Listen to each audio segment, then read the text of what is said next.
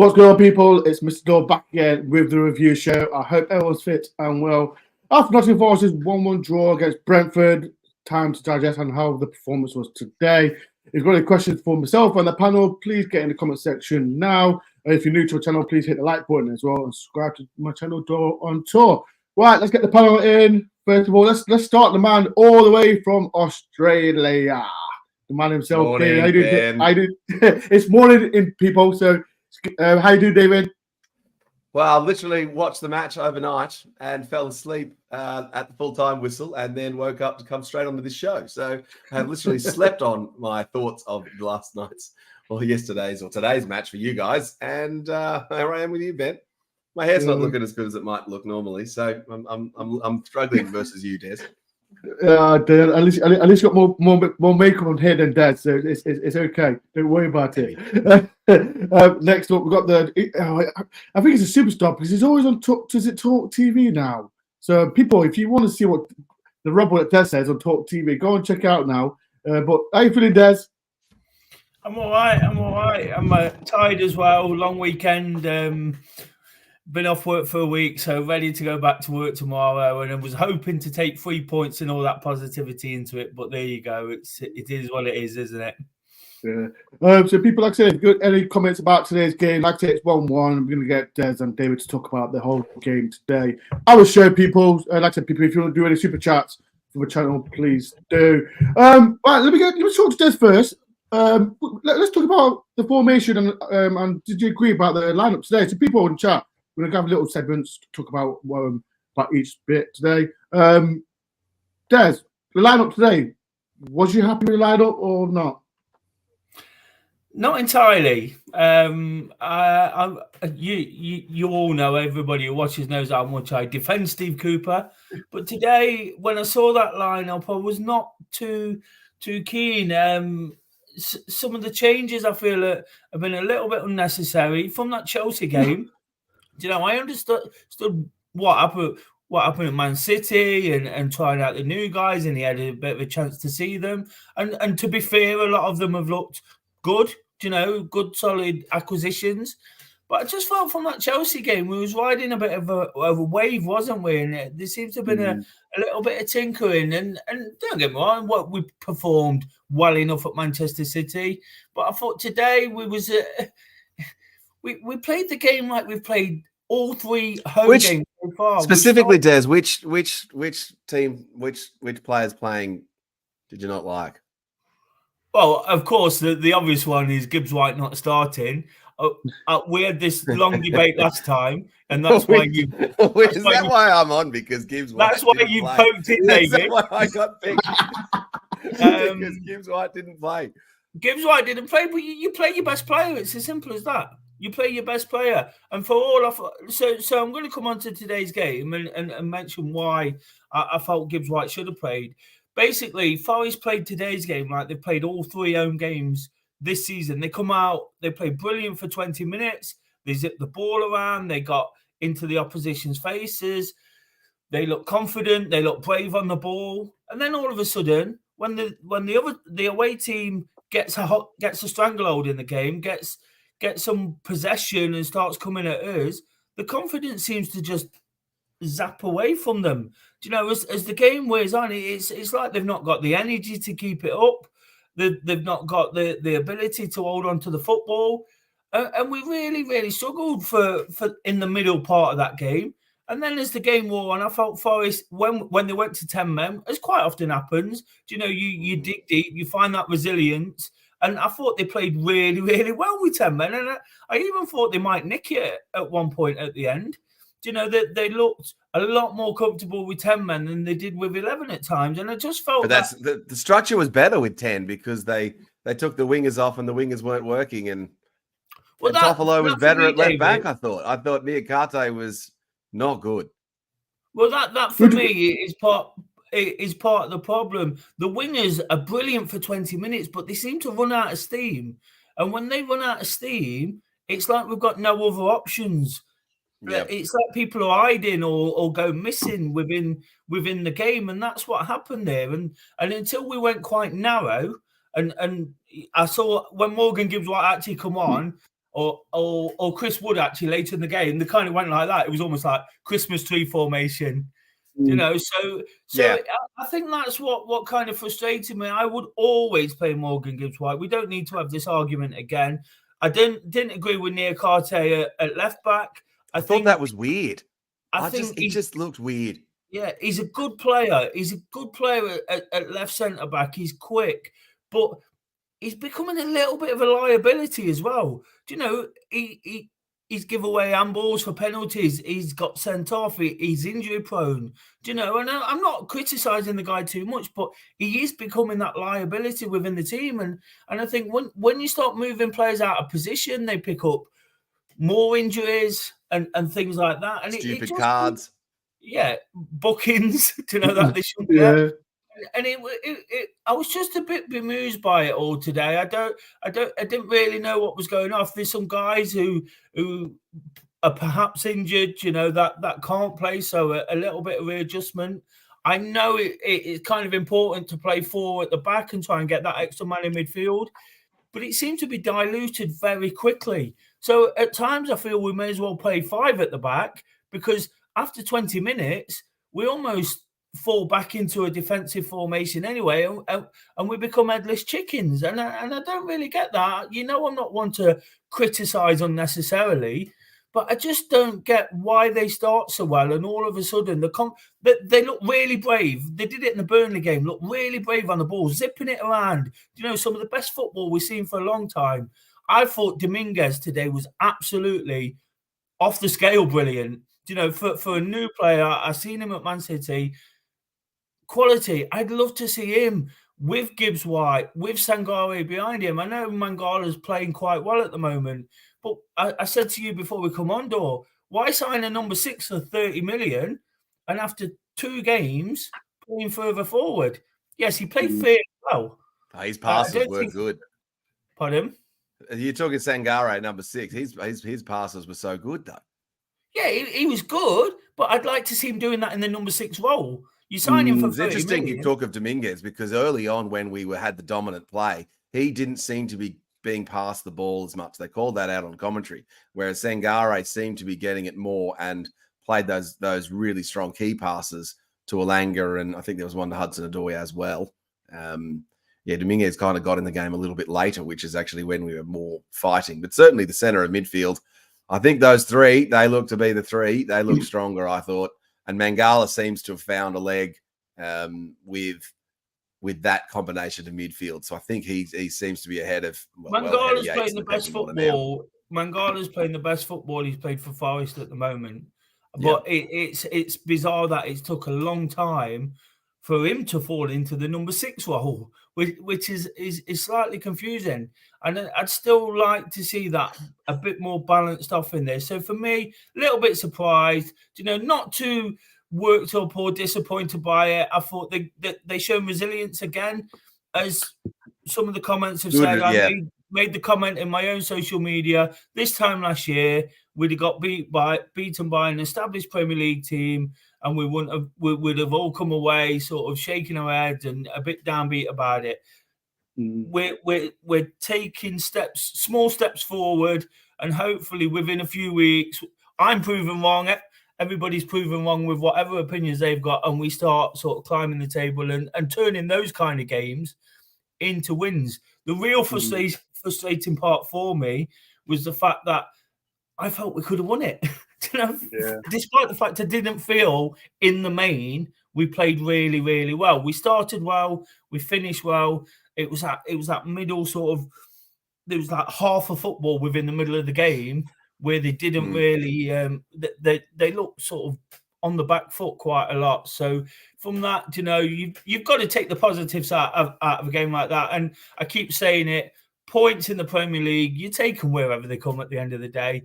I don't care if it goes in off someone's backside or it's a last-minute penalty, you know. And what about the goalkeeper, Dor and Des? We'll see that later on. We'll see that later on, because I don't want to rush it. I'm not the host. I'm a guest. Sorry, get out, David. There's one player I want to take to you, David. I think Des might chirp on about this.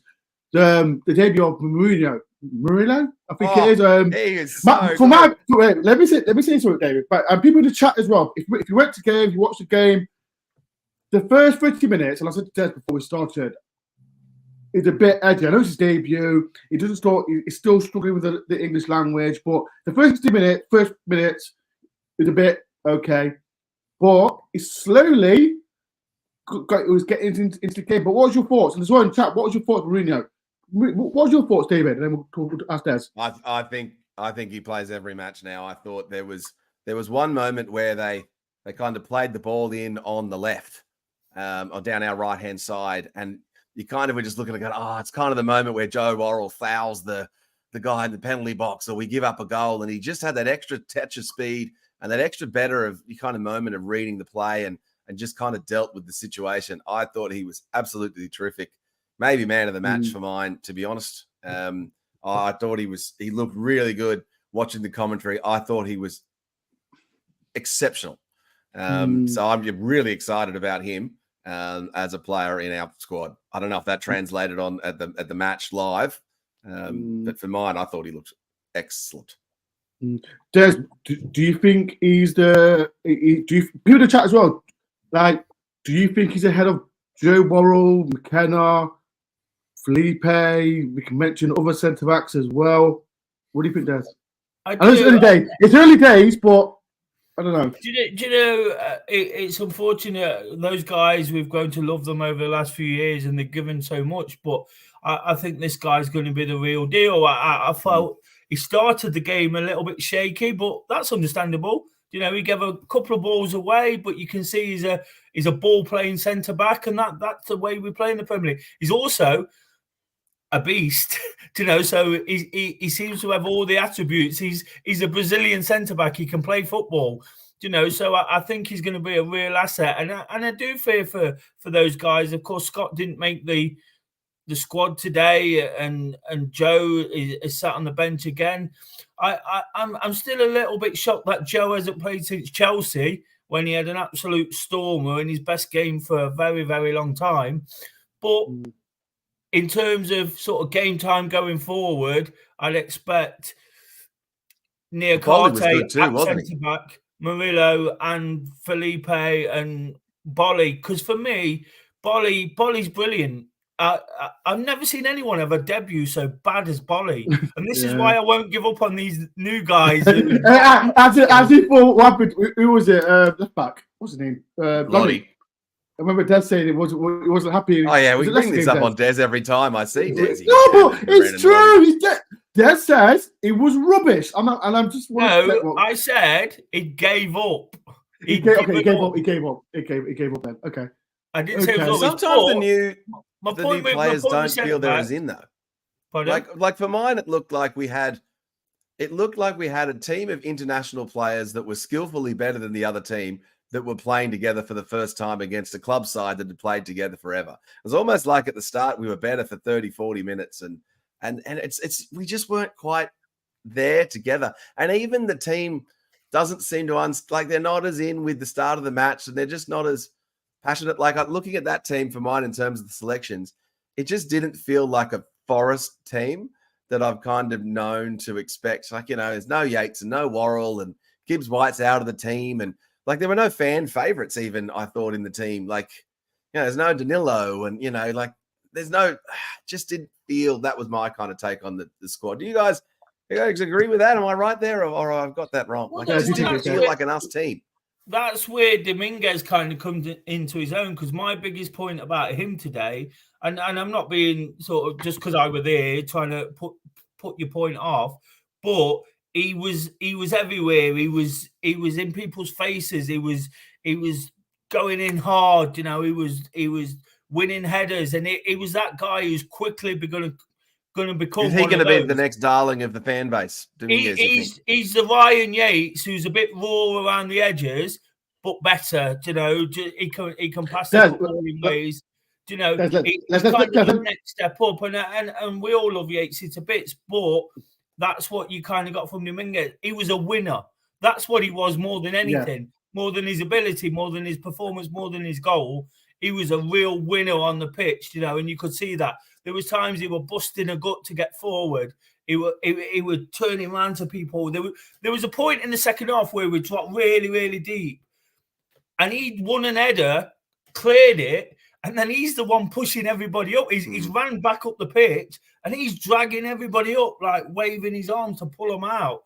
And that's the kind of thing we got from him. So I get your point there about a lack of fan favourites, but I think that guy very quickly is going to become one of them because he's just one of those guys who he's all over the pitch.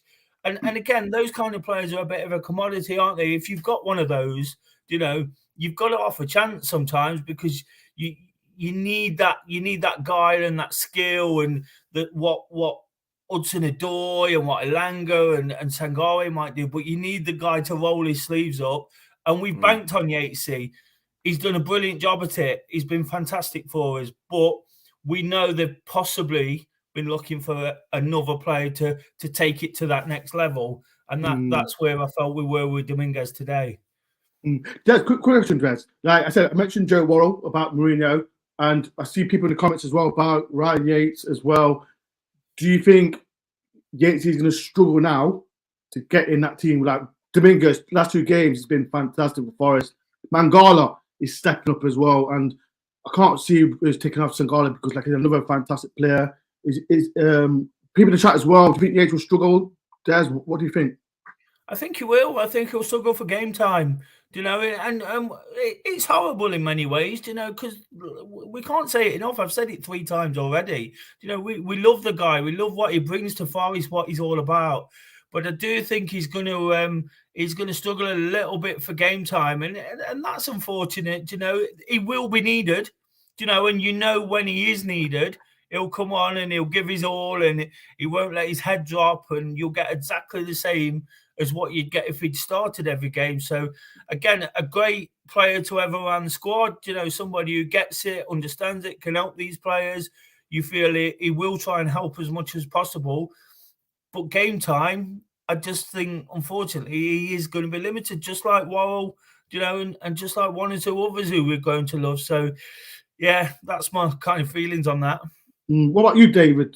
Do you think, like I said, he's done fantastic for us, but I said, I think at the start of the season, the way Yates is, he knows he knows his roles, he knows what to do, but do you think he's in struggle now? Because, like I said, there's no sentiment for being at Nottingham Forest, but like Joe, Worrell as well. Do you think it's going to be hard for him? It seems like Mangala has the jump on him for teaming up with Sangare, doesn't he? So you'd have to think, but I just noticed in the comments there, 1865 Red was just saying that, Africa Cup Yates will obviously play a more prominent role. Yeah.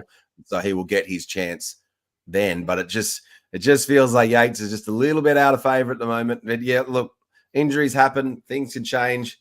The one thing about Yates, I don't think he's likely to have a falling out with Cooper and then suddenly be on the nose with the manager. So he will be in and around the squad and as a valuable squad player.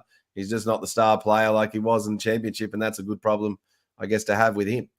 Another people in the chat, there's 64 people, and if you can do a massive favor, please do hit the like button if you can. Guys, we're going to talk about Turner. I know he's he made some I don't know, did he get a good save today? He nearly made some howlers as well. People in the chat as well. What do you think about Turner's performance today? Do you think we've got Crystal Palace next? Jazz, what's your thoughts on today? And do you think he should be worried about playing against Crystal Palace? Potentially. I don't think he did too much wrong with his shot stopping, but then that's never been in question, has it? We've spoke about that quite a lot.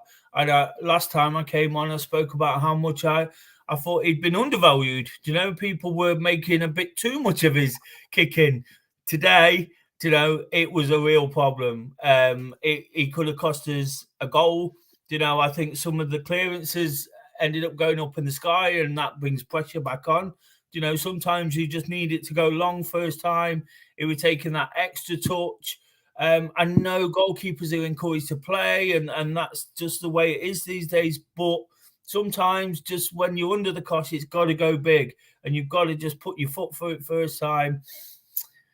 So Potentially, what I would have liked to have seen, and it didn't happen, it's all hypothetical now, but if we'd have played a League Cup game, if we'd have got through that Burnley game, for example, I'd have liked to seen the Greek guy playing the League Cup. Then you've got a bit of a measure in a competitive game. To throw him in at Palace, I don't know. It depends. It depends really how good he is, doesn't it? And what Cooper's seen and what everybody else has seen. If they believe he's equally as good or better in certain areas, though, then who knows? The goalkeeper's a funny position sometimes. They can either come in and have an absolute worldie, or they can come in and have an absolute stinker. And sometimes on debut, there's not much in between. It just tends to be one of those. So it's always going to be a risk-changing goalkeeper. But if that's the way they see that they need to go forward, he's a player we don't know. We can comment all we want whether we think he should be changed, but none of us have seen him enough to know how good he is. The reports I've heard, he is a very, very good goalkeeper. Man U wanted him, remember, as a backup goalkeeper. Well, there you go. And he's supposed to have come with the intention to be number one. It's just Turner has had a pretty good start. It's gone off a little bit in the last couple of weeks, but has he cost us anything ultimately? I don't think so. Not yet. He could have given away a penalty today. He could have cost. Is that you talking about the one with the volley clearance stairs? You thought that could have been a penalty? Well, they were talking about that a lot on the commentary on whether that could have been a penalty. Oh, there was a definite penalty in that game. When I didn't see it in the game, I've seen it on Twitter since. The one when Bolly cleared it, he's hacked the guy down at the end of the day. He has. And that could have cost us, but it didn't. And sometimes, when you look at the goals we've conceded over the last couple of weeks, you can't really say it was Turner's fault, can you? So he's not the worst goalkeeper in the world, and I don't think it's the biggest problem right now, but it is something we've got to be mindful of. And if they're seeing good things from the other guy in training, then they're going to make the change, aren't they? Because again, him coming as a number one with that intention, and the fact he's Greek, those links are there, those little nod and winks of, here we go. Do you know what I mean? You might see him in the next couple of weeks, but I'm not too concerned about that position right now. But shot stopping's fine. Like he's kept, like his saves and those sort of things have been great, and maybe it's more noticeable in a game where we have a higher possession rate. So therefore, we're passing the ball around with the goalkeeper more. Yeah, Dor, what did you think? I still believe we can. I think we have Turner against Crystal Palace because, like I said, he's not let us down. Yeah, he made some. The weather. He almost let us down. Yeah, but the rain didn't help. The rain didn't help because I think. Yeah. I still play Turner against Crystal Palace. That's me. People in the chat, what do you think? Play Turner against Crystal Palace or play? Just one other point, though. He's probably, let's be honest now, he's probably one mistake away from getting dropped. Yeah. An actual mistake from getting dropped. So until he makes that actual mistake, we're probably going to see him continue for the time being. We need two good goalkeepers because I've seen, like, I use Arsenal example. You've got Ramsdale and Reina, two good goalkeepers. And like I said, Turner needs to make one big mistake for this Greek lad to come in. So it doesn't matter anyway. Like I said, if Turner gets dropped, we've got another good goalkeeper in the hand anyway. So for me personally, keep Turner in. If he makes a mistake against Crystal Palace, bring the other goalkeeper in. It's a good problem. When's the last time? Maybe just tell him to hoof the ball when he's in danger. When's the last time? But when's the last time we've had two good goalkeepers play for Nottingham Forest? With one of them not being injured? I don't know. Like, people in the chat, come on, name him. When's the last time we've had two good goalkeepers? Besant and Crossley. Mark Crossley and Dave Besant. That was Dave Bassett, wasn't it? In the 98 when we won the league. Was Crossley there? Was Mark Crossley there? Yeah, but Crossley and Besant were in the same team. Besant, yeah. Pascola. We have three good goalkeepers. Pascola as well. He was not a good goalkeeper. He was there. He was a good. People in the chat. Marco Pascola He got dropped out. He got dropped after 3 games and never played again. He was still a good goalkeeper. He was rubbish, Dawn. This is your. I've watched your show for years. This is the worst take on Nottingham Forest you have ever had. Period. I tell you what. Go back to that season. We won about the first 5 games, and Pascola played against Manchester City, and we got stuffed 4-1 at home. They weren't very good. They were on the decline then to the depths where they went, and he had an absolute shocker. Right, so let me look here. Never see it again. But we still love him, Forest legend. Mark Harrison said Mark Crossley, Steve Sutton. That's one. 1865 Rare, Shilton and Woods as well. Gordon said Darlow and Kappa, but Darlow didn't play. Darlow played 1 game in that season, if I do remember. That was last game against Crystal Palace, I think it was. Yeah, Des, I disagree with you. Pascola was a good goalkeeper. People in the chat, don't listen to Des. He thinks Pascola was rubbish. I like Pascola. He was a good goalkeeper. Look at it. Should we do an entire episode just on Pascola's career with Nottingham Forest in the off-season? He played 4 Get him on games. as a guest. It didn't last as long as an episode. He played 1 good game, I think it was. But chat, do you think Marco Pascola was good? Put in the chat. Sure, you're not just thinking he was good in a fantasy championship manager season for you one time. You know what? I think I just like his name. That's what it is. I just like the name Marco Pascola. It's nice and sexy. It's a great footballer's It's a great name. It's like people like calling Des Oldham. Des Oldham. People might say he's a sexy name, isn't it? No homo. I'm just saying that, Des. I'm not saying that. Okay, I'm not flirting. Where was this gone? Pascola was shooting in the comments. You play a game today? No, I'm not playing a game. It is what it is. Right. Another player, Taiwanese. I want to ask you, Dave, about this. I don't think about his performance today, but I think he got isolated till Morgan Gibbs White come on. To be fair, but yeah. What's your thoughts on him? Well, we know that I love Taiwo. He is just he is just a beautiful human being. So to ask me, I'm like got my Des goggles on here. It's tough to get me to taunt Taiwo. As I think I've said this before. Taiwo looks better in a counter-attacking team when we kind of get to use his pace and kind of breaking down. But yeah, he looked isolated. At halftime, he was rated as the commentators were talking that he was not having a particularly good game at the half. There we go, Paul. So I thought, I thought this game really was the first time I've noticed that we were quite missing Brennan Johnson, really, and I thought he would have made quite a difference and been a difference maker in this sort of get up and field. But yeah, it just wasn't Taiwo's day today. A couple of off passes, and he was offside for the disallowed goal, which would have been good, which would have changed the kind of complexion. But yeah, look, we're obviously not dropping Taiwo. What's your thoughts, Des? Well, this is my big problem. So everybody thinks it's rose-tinted to glasses with Morgan Gibbs-White, but it's not. Do you know, the one player who Taiwo feeds off more than anybody is Morgan Gibbs-White. He looked better when Gibbs-White came on, didn't he? They've got a partnership on the football pitch. Do you know, a lot of his goals, almost all of his goals, are assisted by Morgan Gibbs-White. Do you know, so I think that was what disappointed me as much as anything, because those two have got that link up. Johnson and Gibbs-White had it early in the season, and then it went a bit flat. And then Gibbs-White started figuring out the runs that Taiwo makes. Taiwo figured out the way Morgan Gibbs-White will find him. And in this sort of early stage of the season, whilst we're still bringing players in, yes, at some point, if he's not playing well, Morgan Gibbs-White needs dropping. But while you're still bringing players into the team, 3 making their own debut, you know, that's quite a lot. We've got time to blood these players in and get them working. And that's why I was disappointed as much as anything, because Taiwo was really, really ineffective. And he's been, I said it last time, he's been phenomenal. You know, he's given... So if that goal for Taiwo is allowed because he's onside, and there's one where Alanga plays it across the face when Alanga's touch is not good, Taiwo bags 2 goals today, and we're talking about how good Taiwo is. So it's the difference maker for him in terms of those moments. This can be a lot, I think.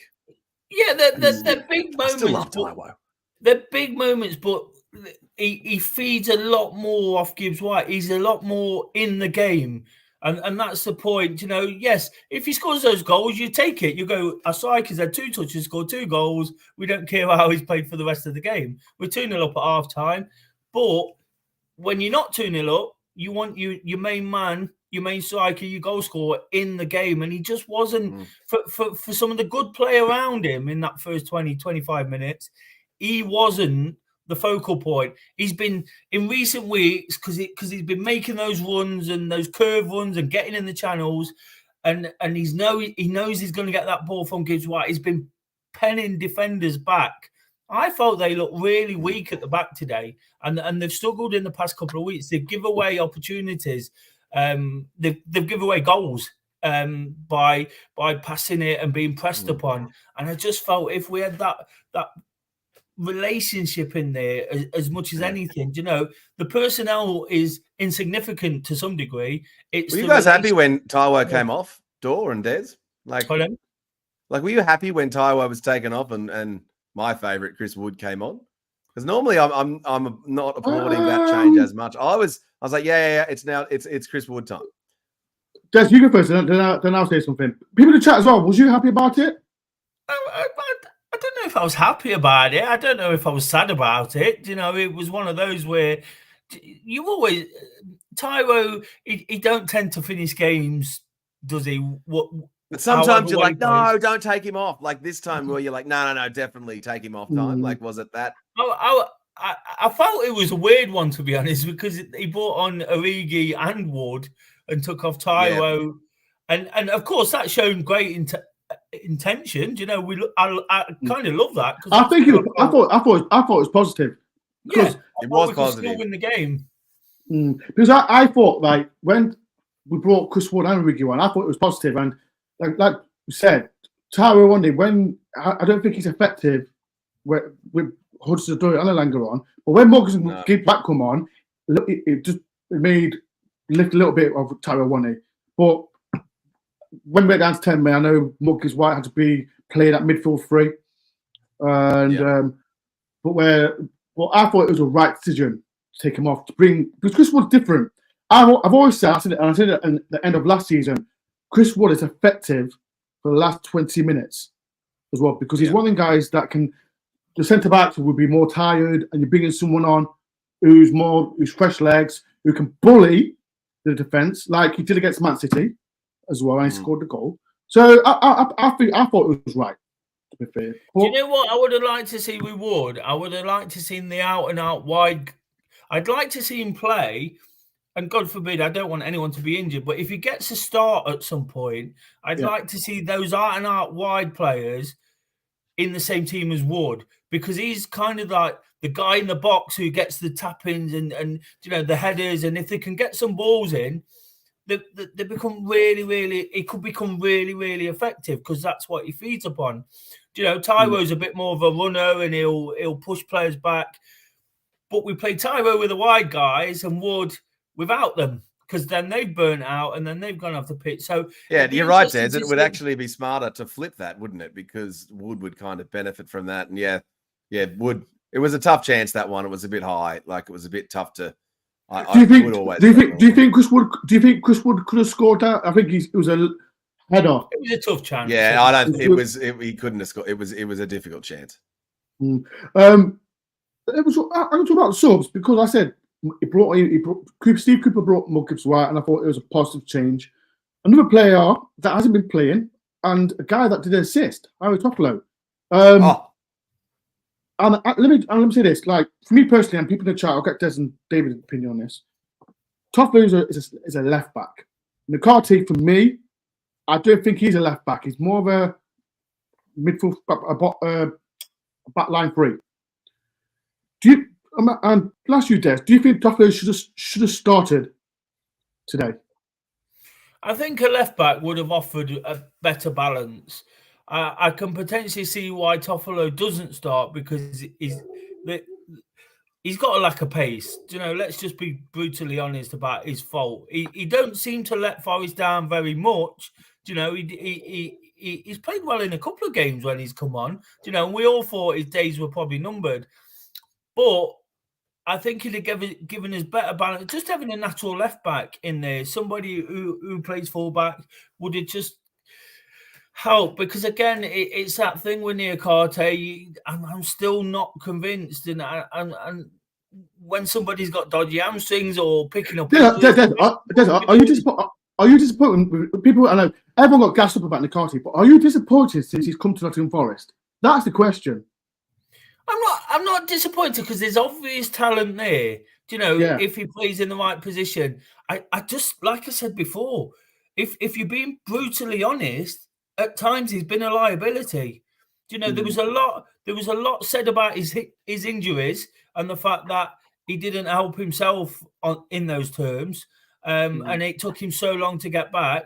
He comes back, he plays good games, he sticks his hand up and gives away a penalty in the last minute, which could have cost us massively against Newcastle. He gets a red card. You know, he goes. I just can't believe Des is being so critical of a player. This is just like, and I just love Des.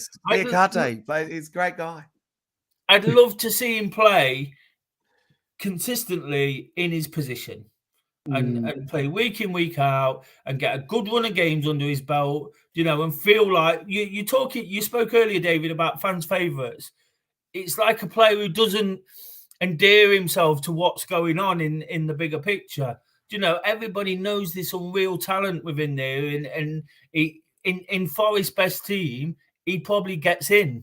You know, if you're picking it, but for some reason, he's just not been consistent, has he? He's just not had that consistent run of games, 20 games, where you can say, this guy's one of us. This guy's in it, you know, in the trenches, giving it 100% every week. And I'm not saying he doesn't give it 100%. It's because of these little things that happen along the way.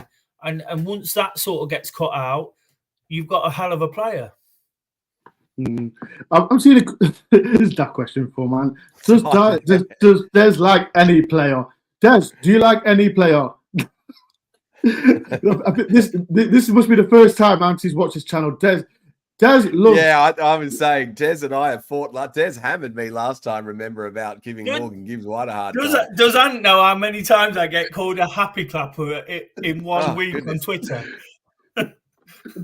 And if this is your first time watching this channel, just look back on the other day. But Des never criticise. He has an opinion, but he's not like. Well, last time I was giving Des a hard time for not understanding. We were on a review show where you talk about the performance of the players.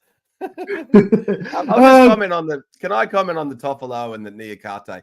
If we had the save game option in Championship Manager and could restart this game, you would play Toffolo at left back and not Niakate. Toffolo, I thought, was terrific. And I think maybe Cooper was just trying to get his best guys in the team, or he thought Niakate could do a job. Niakate clearly, he just looked he just didn't look right at left back. And the positive Niakate sentiments, and when we were kind of feeling best about Niakate was when he was partnered with Felipe. And so maybe that is the kind of combination where he performs better.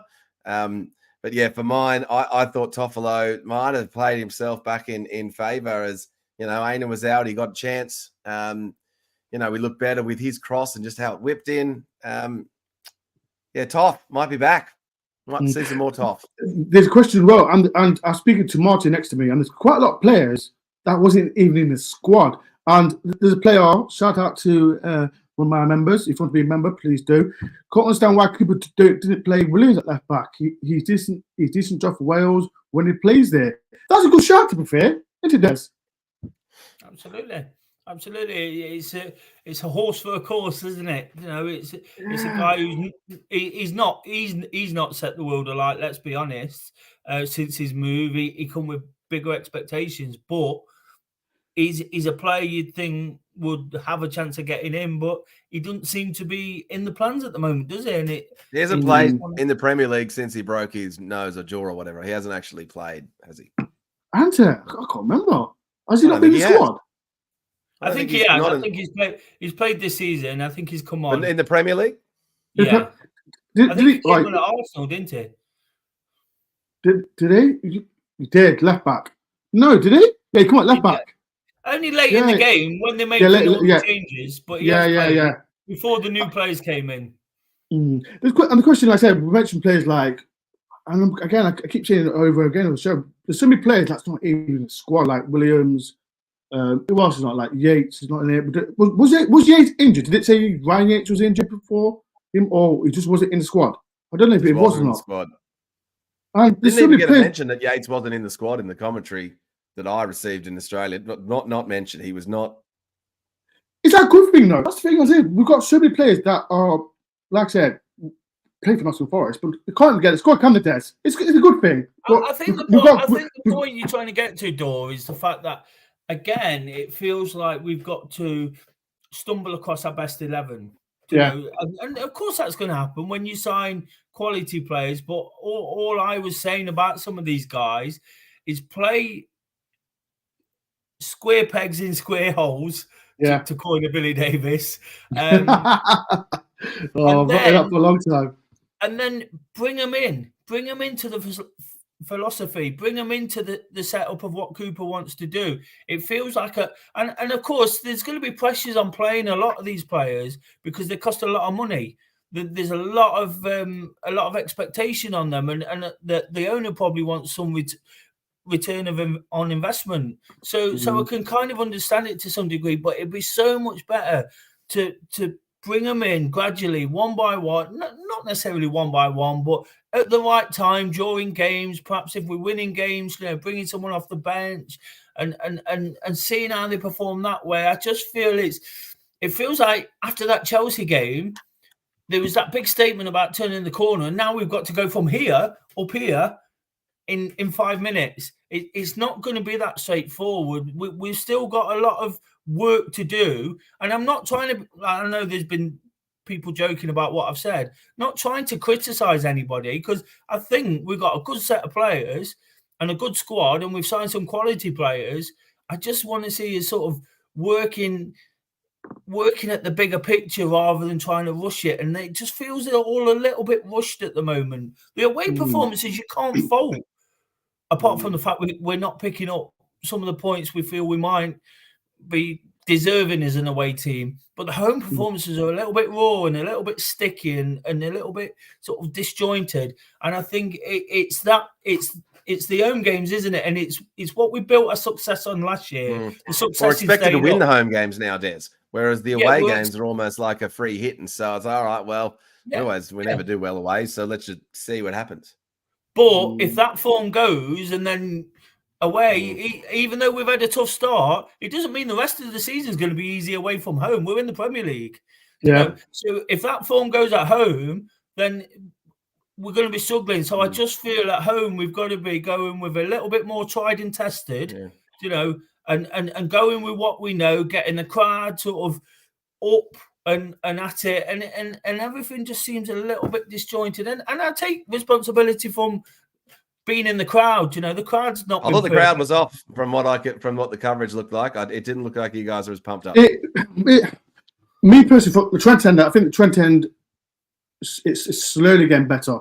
We're slowly getting better. Last season, if it was dull, I personally think, my opinion, like I said, when 1-0 down and we're getting chances, that's when it starts building. But today, what was it? Because I know I've not been in the for quite a while, Des. What's it like, Andrew? Is it loud? Because it can be. I sit in the upper Bridgeford stand in the corner, and it can be quite noisy. And it wasn't shocking. There were parts of the game, but it's not. It's not elite level Premier League where we can say we've got the best atmosphere like we could last season. That's like we could last season. And this is what I'm a guy in Australia just watching along, and I think the responsibility that you have as being a fan going to the ground, you've got to be the 12th man. Got to be pumped up, fired up. Like, let's go, guys. Like, you have the blessing of being able to go watch Nottingham Forest play live. This is kind of I'd give an arm and a leg to be able to do that. This is what comes with expectation, isn't it? People think that we should beat Brentford at home when you're not 1-0 up after 20 minutes. So with the team coming out and playing the way they are, the frustration builds. It shouldn't, and like I say, it's not my fault personally, but I'll take responsibility being in the crowd. Des, you were poor in the crowd today. We noticed, actually. Singing. You're off key. You weren't fired up. It's like, did you not sleep well last night? Like, do we need to? But do you know what I saw, David? I saw a lot of players giving it all this to the crowd like that. Yeah. You know, and that's fair enough. That's absolutely fair enough because I look, we all love it. But then if they'd stuck one in the net in the first 20 minutes and kind of did their job, you know, the crowd would have been naturally up. And it works both ways as well. I'm not saying it's always going to work out that you're going to score when you're on top, but in 3 games this season, Sheffield United, we got that goal, you know, and we went on and won the game ultimately in the end, even despite the fact it was a late header. The other 2, we didn't get in front, you know, so they've got to keep that up. Nerves are going to kick in as well. When the team look nervous, the team look really, really brave and confident, the crowd are up. All of a sudden, last 20 minutes of the first half, the team look really nervous. They're giving the ball away on the edge of their own penalty box. Yeah. They're not playing with the same intensity. And then the crowd then go, it's like breathing in, you know. And again, it works both ways. So I think whilst the crowd should be, like you say, last season, we could just stand there and go, we are the best. You know, there's no competition. But the players have got to do their bit as well, and it works both ways, doesn't it? I did think it was a bit like when the players were giving it that at certain points. I thought, well, come on as well, you know, do your bit, get in those tackles. And again, Dominguez, someone asked again, I know I mentioned him at the start. Dominguez was that guy who got the game by the scruff of the neck at a point and went, all right, come on, let's do this, you know, let's get in this game. And I feel that's when the crowd went again. Backs against the wall, you know, 10 men, and they come into their own. So yeah, I'd like to see a little bit more from the City Ground faithful, but it wasn't that bad, but it wasn't last season. People, if you can do massive favor, please do hit the like button. One quick one, likes people. Please hit the like button. It helps me a lot. Let's say something positive about that, because last season, we won West Ham, but then we lost to Bournemouth, Fulham, and Spurs. But this, I know, like I said, we lost 4 out of 3 the top teams as well. And I'm asking you, Des, but we're not mentioning Steve Cooper. We know the second season is going to be hard for him, but I personally think he's done well. I personally think. People in the comments, what do you think about Steve Cooper? How do you think he started this season? Is it 11th win the league now?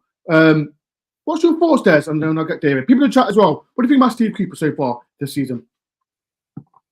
I think he's brilliant. You know, I'm probably questioning him for the first time ever today, you know, in team selection. But I just, again, we're not always going to agree with the manager. I think he's been fantastic as ever. Do you know, a lot of people last season felt that we stayed up despite Steve Cooper. We stayed up because of Steve Cooper. This season, again, he's been given a whole set almost of new players, and he's now got his job to do. And it's 7 games in. Chelsea have got 5 points. Man United have got 6 points or whatever.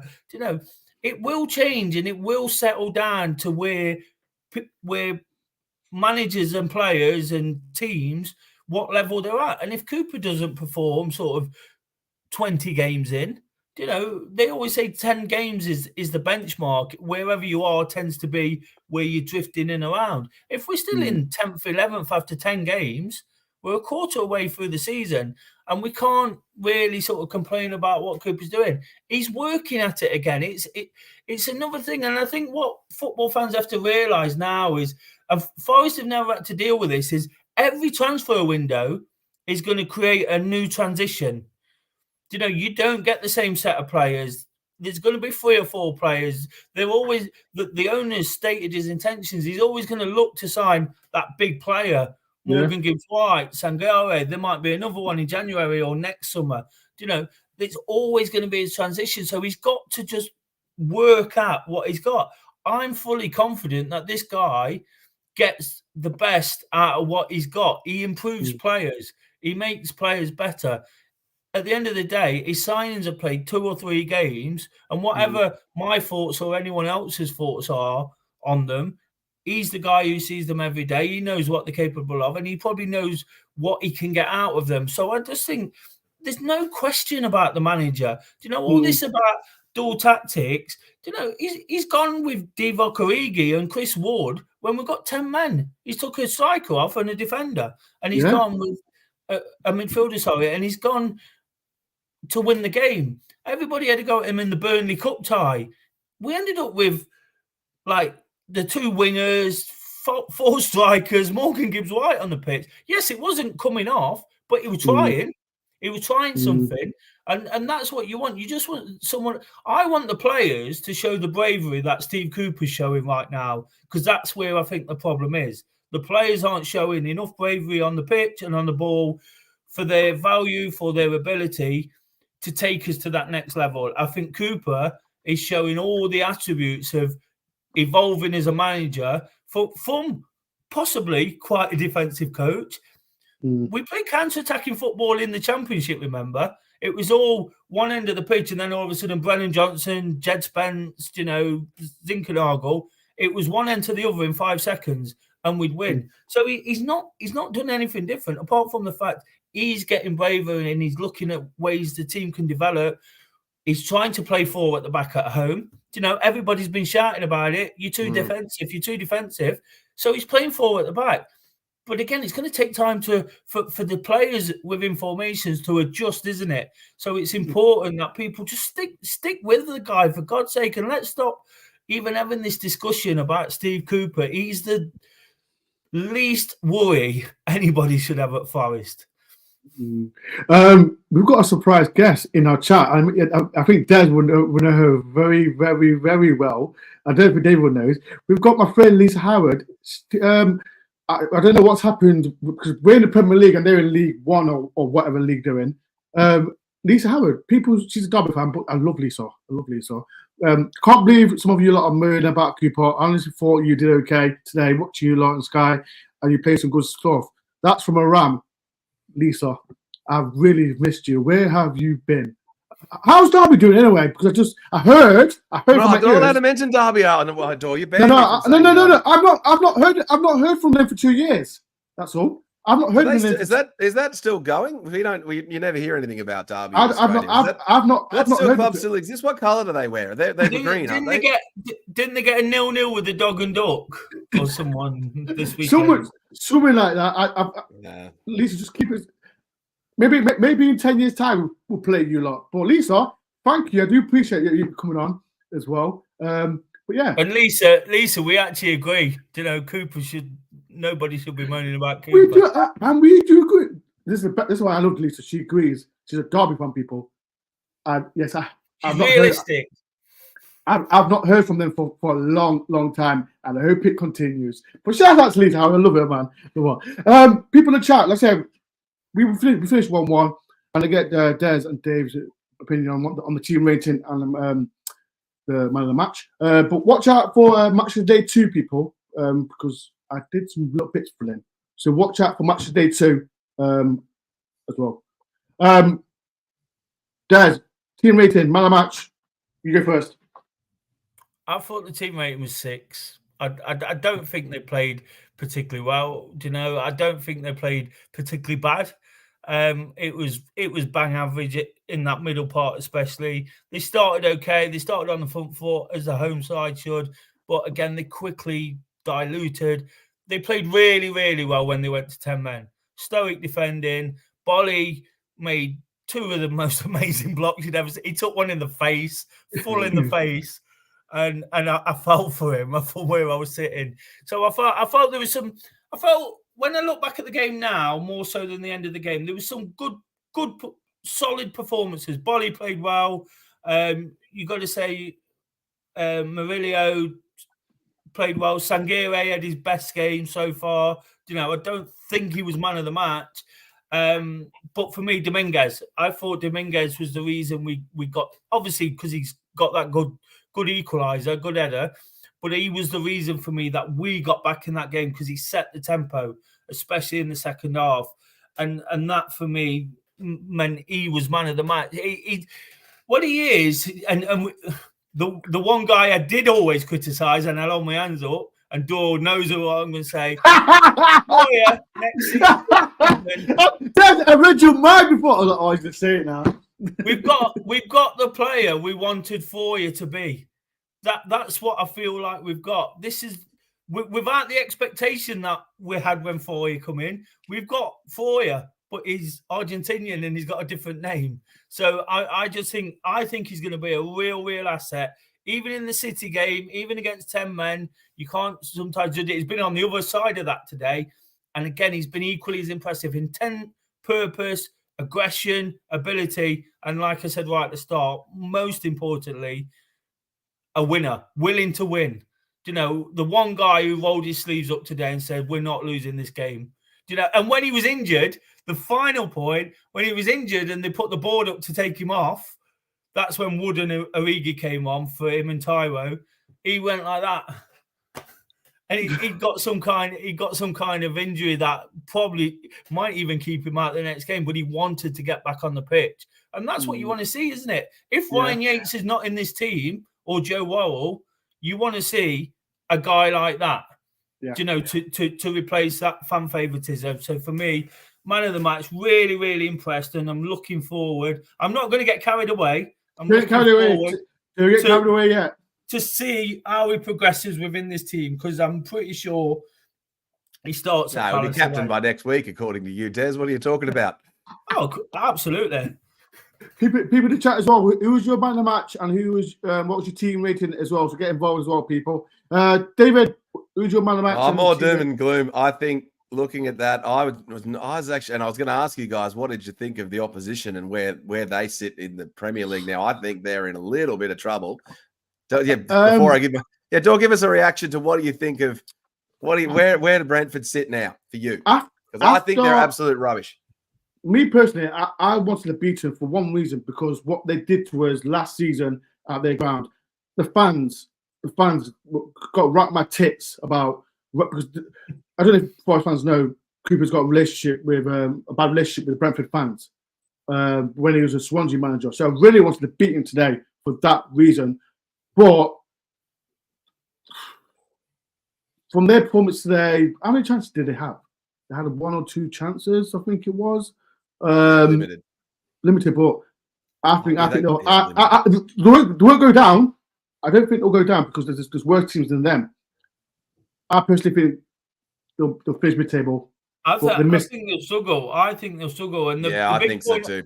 The big point about today, if I could make one point about today, is it was a fair result because neither team deserved to win. It was as simple as that. It wasn't that either team deserved to lose. It was neither team did enough to win that football match today.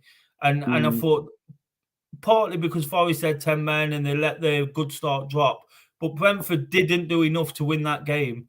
You know, there was not enough chances, and they got key players missing. Some real key players. Obviously, Tony's the main one, and I think they and as Davey says in the comments, probably go to Arsenal anyway when he comes back. So they're going to struggle because they look a bit dodgy at the back, and they don't look like they've got the goals. They don't have a goals or a target. And I actually think if this Brentford team was in the Premier League last season, that would be real danger signs for them. But it is a weaker Premier League this season. And so I think they're kind of fortunate to do that. But to answer your question, look, I am a bit of a voice of doom sometimes. I give us a score of 4. I thought we played weak opposition. And look, we got a point. We're a lucky point in many ways. And I will say man of the match. I thought distribution from Sangare was absolutely terrific and very encouraging. And I think his accuracy of his passes was really strong. Dominguez maybe unlucky, and Murillo unlucky not to get David Balderman's man of the match, which I know is the vote that all of the players from Nottingham Forest covered. Okay, I'll say I've got to say Dominguez. For me, just I said I don't want to get ahead of myself. But if he carries on the way he is, we've got a fantastic Argentinian player. But I don't want to get ahead of myself because everyone got. Do you remember everyone got Jolly back, Carvalho, and where is he? Well, we have got a fantastic Argentinian player. We got Montiel. What are you talking about? No, but I'm saying everyone got Jolly about Scarpa. Now where's Scarpa now? I'm not getting ahead of myself yet. Let him improve. and see what he can do. Because like I said, the 2 games he's played against Man City and today been very good. But to me, he was man of the match.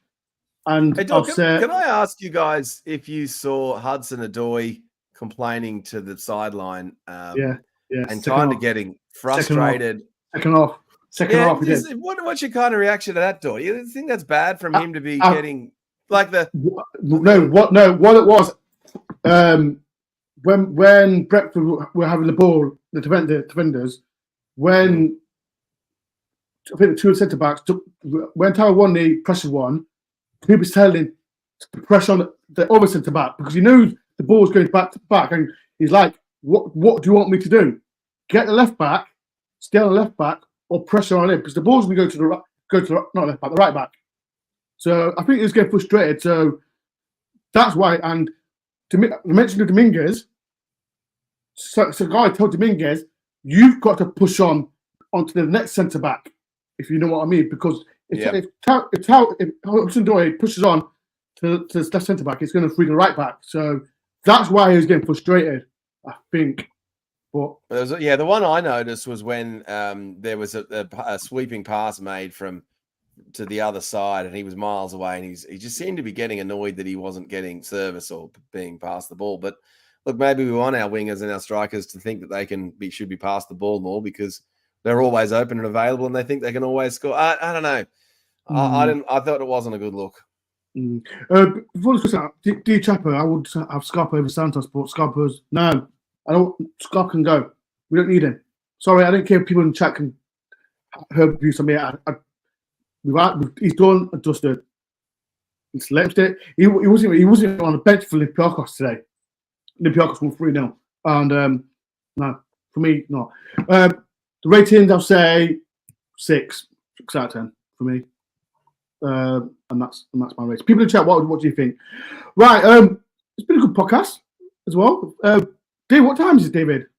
In your area? Well, we had daylight saving just switch over for the long weekend, so it's 8 a.m. this morning. So, I'd completely lost track of the times. God, I literally woke up at 5 minutes before the show with Door ringing me up. They, David, where are you? I'm like, oh shit, I'm coming. Didn't even have a chance to change my football jerseys over. He thought the show was on tomorrow. Well, what jerseys are there? What jerseys are there? Well, so I've got a couple of rugby league Australian jersey ones there actually. And the front one there is the display wear shirt. So a mate of mine who's in Sydney has set up this business where they leave these black mannequins and they kind of hang on your wall, and so it makes your jerseys look better. So Dor, you'll notice your ones are kind of hanging off the coat hangers. They're kind of a little bit better there. So better there. I've got an NFL jersey there, my New York Giants and Saquon Barkley, and then there's a defunct team, that number 12. That team no longer exists, and it's from 1995. And went. I still need to get the third kit from so I need to get mine. I'll get it this week. I got a couple of extra shirts coming actually, Dor. A bit of eBay work during the week. I noticed there were some. If you want, I know there's a guy that's selling Forest tops. If you do want some, but I'll talk to you after the show about that. Right, people, we get going. Thank you very much. Thank you, Des. Before we do go, I'll do a little shout to Des. Des does some stuff before and after the game. Des, where can people find you on Instagrams? Because you do after the game reviews. Instagram and Twitter at Des Oldham, not hiding behind a fake name or an egg. It's me talking the rubbish, a lot less rubbish than I talk on here. About a minute before, a minute after, just some thoughts. And as I said last time, some people enjoy it. Some people don't enjoy it, Some people wonder why I do it. I do it because I enjoy it, and it's tough. If you don't like it, don't follow. But if you do, it'll be great if you could like it and repost and like and do whatever. It's just my opinions, and I do it instantly. So sometimes I get it wrong because I didn't know why Niakate had been sent off today. So I thought he'd stamped on someone. And then he did. He should have been sent off. He did. Well, I've still not seen it. But yeah, somebody said he didn't stamp on someone. He did. So it's instant reaction. He should have been sent off. It's he should have been subbed off at half time. That was a Cooper mistake. In this day and age with the 5 substitutes, the first half. You got yellow carded, but the challenge that he did in the second half, it was definitely a red card. Definitely a red card. I'm not gonna say no, it shouldn't. Me personally, it should be sent off. But people, if you want to follow Des, it's in my Instagram story. So if you are people on my Instagram, go and follow Des. Go on, it's good. It's good. Like I said. All I will say is I'm not trying to compete with anyone or anything. Yes, and if I get it wrong, it's not the end of the world, is it? I see it like that. So he's trying to always be right. Listen to me. He's trying to compete with other people, and he's better than other people, and he's better than me. So, because people go and follow Des. That's unquestionable, but David, you're not on Instagram, are you, or whatever? Just watch this space, though. I've got some stuff coming, but have you started your podcast yet? It's coming, Dore. I need to talk to you about that. Cool, I've also got an opportunity that I'm going to put forward to you, Mr. Dore, through an international connection to just try and get us kind of going, because you are, you're just making waves in New York and Australia and all these different places. You've got fans from all over the world, mate. Oh, so. I'm loving that. I enjoy it. Like Des says, I enjoy what I do. People are going to agree, disagree on what I do, but listen, I enjoy it. I hope that there are 70 people and the more people have been watching the stream. I hope you've enjoyed the stream as well. I'm back again. I am back. As you know what happened, but I keep on doing it and keep grinding for what I'm doing. I've been doing it for 5 years, people now, but I'm not gonna. But look at what it gives you, Dore. Like you're chatting to some random Australian guy, you're now mates with from supporting Nottingham Forest. Like it is just a terrific gift, and it's so good what you're doing. And I look forward to watching the Matchday vlog. There's no Matchday vlog because I did a scoreboard error. I forgot my camera. So that was a scoreboard error. Oh wow! So yeah, I was rushing and I've got a lift. Shout out to Amanda. Amanda, give me a lift her because I'm getting old and I did my leg. So yeah, I forgot my camera. You copped an injury. I pulled a hamstring or something, Dore. Hamstring. So I can't walk. I can walk, but when I keep on walking. We have so many injuries with Nottingham Forest that our team injured. Listen, our team's injured, Forest. But also our premier YouTube match day blogger is also injured. I blame Forest for this, for all the celebrations I did against. What game was it? Chelsea. It starts when I against Chelsea away. I blame Forest for that. Anthony Langer should be ashamed of himself. I'm joking. I have injured myself celebrating sporting outcomes and jumping in the air. Sheffield United away. That was the word. I think we drew 1-1, and I hurt my foot, but it was a good one. Right, people. Thank you very much for watching this. Des, David, make sure everyone go and follow Des on Instagram. David soon will be doing his YouTube channel. But like I said, people, I'm back again. If you did enjoy my channel, please do hit the like button if you can. Subscribe if you're new. I'll be back. When's the next game? Crystal Palace, isn't it? Crystal Palace away next Saturday, 3 o'clock. So I will be doing a preview show to talk about that and get Crystal Palace fan as well. It's been a pleasure, people. Thank you for everyone taking part, and I'll see you Friday. Peace and love for the Reds. Come on, you Reds.